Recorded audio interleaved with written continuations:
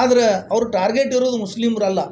ಇಂಡೈರೆಕ್ಟಾಗಿ ಅವರು ದಲಿತರನ್ನು ವಿರೋಧ ಮಾಡಲಿಕ್ಕೆ, ದಲಿತರನ್ನು ಬಗ್ಗು ಬಿಡಲಿಕ್ಕೆ, ದಲಿತರನ್ನು ಈ ದೇಶದಲ್ಲಿ ಕಡೆಗಣಿಸಲಿಕ್ಕೆ ಅವ್ರು ಈ ಥರ ಮಾಡ್ತಾಯಿದ್ದಾರೆ. ಅದಕ್ಕೆ ನಾವು ಇದನ್ನೆಲ್ಲ ಖಂಡಿಸಲಿಕ್ಕೆ ದಿನಾಂಕ 16ನೇ ತಾರೀಕು ಗುರುವಾರ ದಿವಸ ಬಿಜಾಪುರದಲ್ಲಿ ಬೃಹತ್ ಪ್ರತಿಭಟನಾ ಮೆರವಣಿಗೆಯನ್ನು ಹಮ್ಮಿಕೊಂಡಿದ್ದೀವಿ. ನಮ್ಮದು ತಮ್ಮ ಮಾಧ್ಯಮಗಳ ಮುಖಾಂತರ ಒಂದು ವಿನಂತಿ ಏನಂದ್ರೆ, ಆ ಪ್ರತಿಭಟನೆಯಲ್ಲಿ ಜಾತಿ ಧರ್ಮ ಪಕ್ಷ ಇಲ್ಲದು, ಪಕ್ಷಾತೀತವಾಗಿ, ಜಾತ್ಯತೀತವಾಗಿ, ಧರ್ಮಾತೀತವಾಗಿ ಯಾರಿಗೆ ಈ ದೇಶದ ಸಂವಿಧಾನದ ಮೇಲೆ ವಿಶ್ವಾಸ ಇದೆ, ಪ್ರಜಾಪ್ರಭುತ್ವದ ಮೇಲೆ ವಿಶ್ವಾಸ ಇದೆ, ಈ ದೇಶ ಕೋಮುವಾದಿಗಳ ಕೈಯಿಂದ ಯಾರು ಉಳಿಬೇಕಂತ ಬಯಸ್ತಾ ಇದ್ದಾರೆ ಅವರೆಲ್ಲ ಸಮಾಜದವರು, ಎಲ್ಲರೂ ಹಿಂದುಳಿದವರು, ಮುಂದುಳಿದವರು, ಸಾಹಿತಿಗಳು, ಪ್ರಗತಿಪರರು ಎಲ್ಲರೂ ಅದರಲ್ಲಿ ಭಾಗವಹಿಸಬೇಕು ಅಂತೇಳಿ ನಾವು ನಿಮ್ಮ ಮುಖಾಂತರ ಅವರಿಗೆ ಮನವಿ ಮಾಡ್ತಾ ಇದ್ದೀವಿ. ಸಚಿವ ಪ್ರಿಯಾಂಕ ಖರ್ಗೆ ಅವರು ಮುಖ್ಯಮಂತ್ರಿಗಳಿಗೊಂದು ಪತ್ರ ಬರೀತಾರೆ. RSS ಸಂಘಟನೆ ಚಟುವಟಿಕೆಗಳನ್ನು ಸರ್ಕಾರಿ ಮತ್ತು ಸಂಘ ಸಂಸ್ಥೆಯ ಸ್ಥಳಗಳಲ್ಲಿ ಮಾಡುವುದನ್ನು ನಿಷೇಧಿಸಿರಿ ಅಂತೇಳಿ ಪತ್ರ ಬರೀತಾ ಇದ್ದಾರೆ. ಹೀಗೆ ಭಾರತ ದೇಶದ ಸರ್ವೋಚ್ಚ ನ್ಯಾಯಾಲಯದ ನ್ಯಾಯಾಧೀಶರಾದ BI ಗವಾಯಿ ಅವರು ಕೋರ್ಟ್ ಕಲಾಪ ನಡೆಸುವಾಗ ಒಬ್ಬ ಲಾಯರ್ RSS ಹಿನ್ನೆಲೆಯಿಂದ RSS ಸದಸ್ಯನಾಗಿದ್ದಂಥ ಒಬ್ಬ ಲಾಯರ್ ಅವ್ರ ಮೇಲೆ ಶೂಸ್ ಎಸಿತಾನೆ,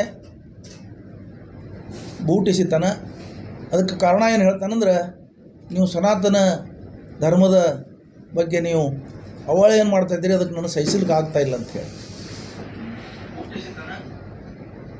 ಈ ಸನಾತನಿ ಹೆಸರಿನ ಮೇಲೆ ಈ ಸನಾತನಿಗಳಾಗಲಿ RSSದವರಾಗಲಿ ಈ ದೇಶದಲ್ಲಿ ಅವ್ರಿಗೆ ಬಹಳ ಸಂಕಟ ಇದೆ ಸದ್ಯ.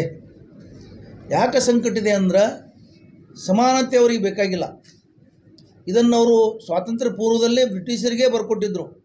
ಸಾವರ್ಕರ್ ಆಗಲಿ, ಗೋಳ್ವಾಳ್ಕರ್ ಆಗಲಿ, ಒಂದು ವೇಳೆ ನೀವು ಸಮಾನತೆಯನ್ನು ಕೊಡ್ತಿದ್ರೆ, ದಲಿತರಿಗೆ ಸಮಾನತೆಯನ್ನು ಕೊಡ್ತಿದ್ರೆ, ಅವರಿಗೆ ಮತದಾನ ಹಕ್ಕನ್ನು ಕೊಡ್ತಿದ್ರೆ ಈ ದೇಶಕ್ಕೆ ಸ್ವಾತಂತ್ರ್ಯ ಅವಶ್ಯಕತೆ ಇಲ್ಲ ಅಂತ ಹೇಳಿದರು.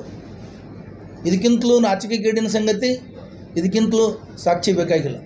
70 ವರ್ಷಗಳ ಕಾಲ ಸ್ವಾತಂತ್ರ್ಯದಲ್ಲಿ ನಾವು ಇದ್ದರೂ ಸಹಿತ ಇನ್ನೂ ಅವರ ಮನಸ್ಥಿತಿ ಬದಲಾಗಿಲ್ಲ. RSS ಮನಸ್ಥಿತಿ, ವಿಶ್ವ ಹಿಂದೂ ಪರಿಷತ್ದವ್ರ ಮನಸ್ಥಿತಿ ಇನ್ನೂ ಬದಲಾಗಿಲ್ಲ. ಅವ್ರಿಗೆ ಸಮಾನತೆ ಬೇಕಾಗಿಲ್ಲ. ಈ RSS ಮತ್ತು ಆ ಸಂಘ ಪರಿವಾರದವರು ಇವತ್ತೇನು ಕೃತ್ಯಗಳು ಮಾಡ್ತಾಯಿದ್ದಾರೆ ಅದರದ್ದು ಪ್ರಬಲ ಸಾಕ್ಷಿ ಇದು.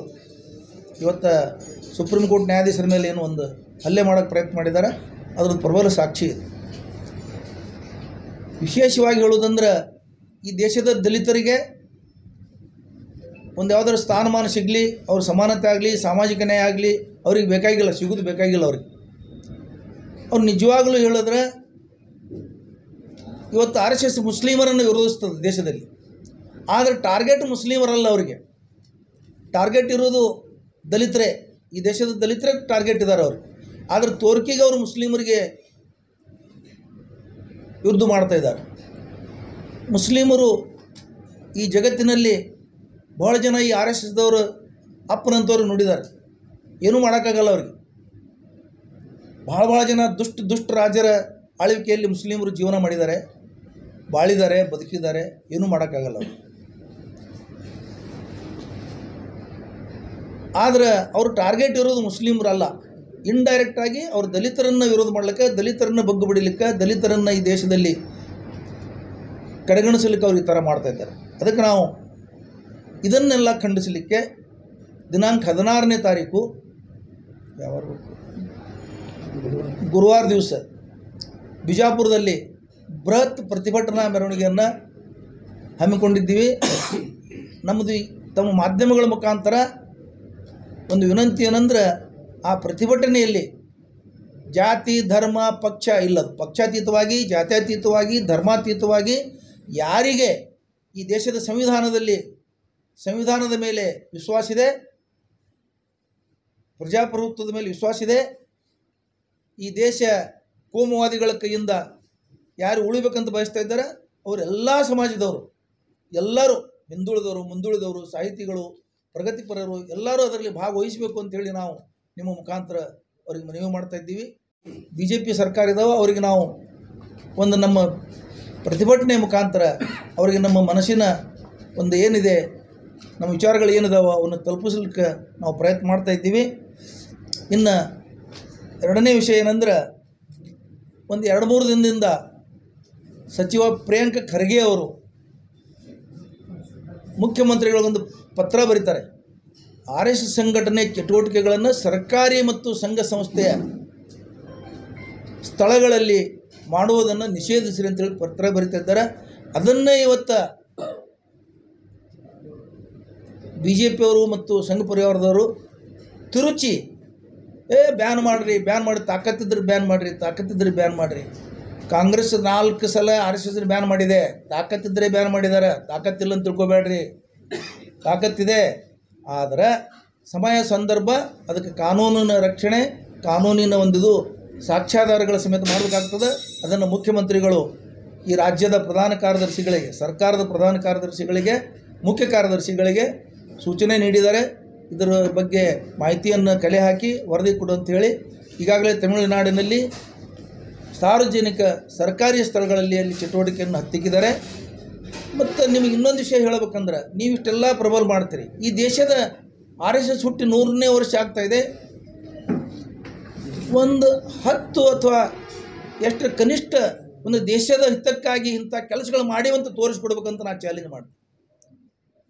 ಬ್ರಿಟಿಷ್ ಆಡಳಿತದಲ್ಲೇ ತುಳಿತಕ್ಕೊಳಗಾದವರಿಗೆ ಮತ್ತು ಹಿಂದುಳಿದವರಿಗೆ ಮೀಸಲಾತಿಯನ್ನು ಕೊಡಬೇಕು ಅನ್ನುವ ಕೂಗೆದ್ದಾಗ ನಾಲ್ವಡಿ ಕೃಷ್ಣರಾಜ ಅರಸರು ಮಿಲ್ಲರ್ ಕಮಿಷನನ್ನು ನೇಮಕ ಮಾಡಿದರು.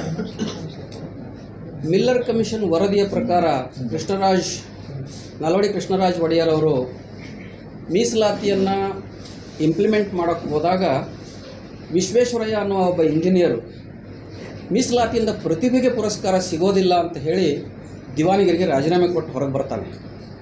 ಈ ತುಳಿತಕ್ಕೊಳಗಾದವ್ರ ಬಗ್ಗೆ ಮತ್ತು ದಲಿತರ, ದಮನಿತರ ಬಗ್ಗೆ ಪುರೋಹಿತಶಾಹಿಗಳಿಗೆ ಇರತಕ್ಕಂಥ ಅಸಹನೆ ಮತ್ತು ಮತ್ಸರ ಶತಮಾನಗಳ ಇತಿಹಾಸವನ್ನು ಹೊಂದಿದೆ. ಹಾಗೆಯೇ ಡಾಕ್ಟರ್ BR ಅಂಬೇಡ್ಕರ್ ಅವರ ವಿರುದ್ಧ ಪುರೋಹಿತಶಾಹಿಗಳು ಮಾಡಿದ ಷಡ್ಯಂತ್ರಗಳು ಕೂಡ ನಾವು ನೋಡ್ತಾ ಬಂದಿದ್ದೇವೆ.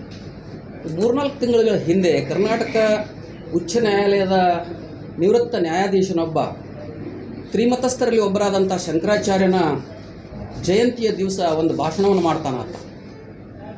ಸಮಾನತೆಯನ್ನು ತಂದವರು ಅಂಬೇಡ್ಕರ್ ಅಲ್ಲ, ಶಂಕರಾಚಾರ್ಯರು ಅಂತ ಹೇಳ್ತಾನೆ. ಅದರ ಮುಂದುವರೆದ ಭಾಗವಾಗಿ ಒಬ್ಬ ಮತಾಂಧ ಲಾಯರ್, ವಕೀಲ, ಈ ದೇಶದ ಸರ್ವೋಚ್ಚ ನ್ಯಾಯಾಲಯದ ನ್ಯಾಯಮೂರ್ತಿಗಳ ಮೇಲೆ ಚಪ್ಪಲಿಯನ್ನು ಎಸಿತಾನೆ ಅಂತಂದರೆ ಸಂವಿಧಾನ, ಪ್ರಜಾಪ್ರಭುತ್ವ, ಬಹುತ್ವದ ಬಗ್ಗೆ ಈ ದೇಶದ್ರೋಹಿ ಪುರೋಹಿತಶಾಹಿಗಳಿಗೆ ಇರತಕ್ಕಂಥ ಪೂರ್ವಾಗ್ರಹ ಮತ್ತು ಮತ್ಸರವನ್ನು ನಾವು ತಿಳ್ಕೋಬೇಕಾಗ್ತದೆ. ಅದರ ಕುರಿತು ನಾವು ಧ್ವನಿ ಎತ್ತದೆ ಹೋದರೆ ಈ ದೇಶ ಭಾರತ ದೇಶವಾಗಿ ಉಳಿಯೋದಿಲ್ಲ. ಹಾಗಾಗಿ ನಾವೆಲ್ಲರೂ ಜಾತಿ, ಮತ, ಪಕ್ಷ ಭೇದವನ್ನು ಮರೆತು ನಾಳಿನ 16ನೇ ತಾರೀಕಿಗೆ ಬಿಜಾಪುರ ಬಂದ್ ಮತ್ತು ಬೃಹತ್ ಪ್ರತಿಭಟನೆಯನ್ನು ಹಮ್ಮಿಕೊಂಡಿದ್ದೇವೆ. ತಮ್ಮ ಮೂಲಕ ಸಂವಿಧಾನವನ್ನು ಪ್ರೀತಿಸುವ, ಬಹುತ್ವವನ್ನು ಪ್ರೀತಿಸುವ, ಜನತಂತ್ರವನ್ನು ಪ್ರೀತಿಸುವ ಎಲ್ಲ ಮೂಲ ಭಾರತೀಯರು ಮತ್ತು ದೇಶಭಕ್ತರು ಈ ದೇಶದ್ರೋಹಿಗಳ ವಿರುದ್ಧ ದೊಡ್ಡ ಮಟ್ಟದ ಪ್ರತಿಭಟನೆಯಲ್ಲಿ ಭಾಗವಹಿಸಬೇಕು ಅಂತ ನಾನು ಈ ಮೂಲಕ ಕೇಳ್ತೀನಿ. ಪ್ರಜಾಪ್ರಭುತ್ವದ ಒಂದು ಭಾಗವಾದಂತಹ ನ್ಯಾಯಾಂಗ, ಕಾರ್ಯಾಂಗ, ಶಾಸಕಾಂಗ. ನ್ಯಾಯಾಂಗ ಅಂತಂತಂದರೆ ನ್ಯಾಯವನ್ನು ಒದಗಿಸಿಕೊಡ್ತಕ್ಕಂಥದ್ದು, ನ್ಯಾಯದೇವತೆಯ ಮೇಲೇ ಈ ಒಂದು ಬೂಟ್ ಎಸೆಯುವಂಥ ಕೆಲಸವನ್ನು ಮಾಡಿರ್ತಕ್ಕಂಥದ್ದು ಅಕ್ಷಮ್ಯ ಅಪರಾಧ. ಅದಕ್ಕಾಗಿ ಅವ್ರ ಮೇಲೆ ಕ್ರಮ ತಗೊಂಡು ಅವರನ್ನು ನ್ಯಾಯಾಂಗ ಬಂಧನಕ್ಕೆ ಇದು ಮಾಡಿ ಅವರಿಗೆ ತಕ್ಕ ಶಿಕ್ಷೆಯನ್ನು ಕೊಡಬೇಕು. ಆ ಬಗ್ಗೆ ಪ್ರತಿಭಟನೆಯಲ್ಲಿ ಹೆಚ್ಚಿನ ಜನರು ಭಾಗವಹಿಸಬೇಕಾಗಿ ಈ ಮೂಲಕ ವಿನಂತಿಸಿಕೊಳ್ತೇನೆ.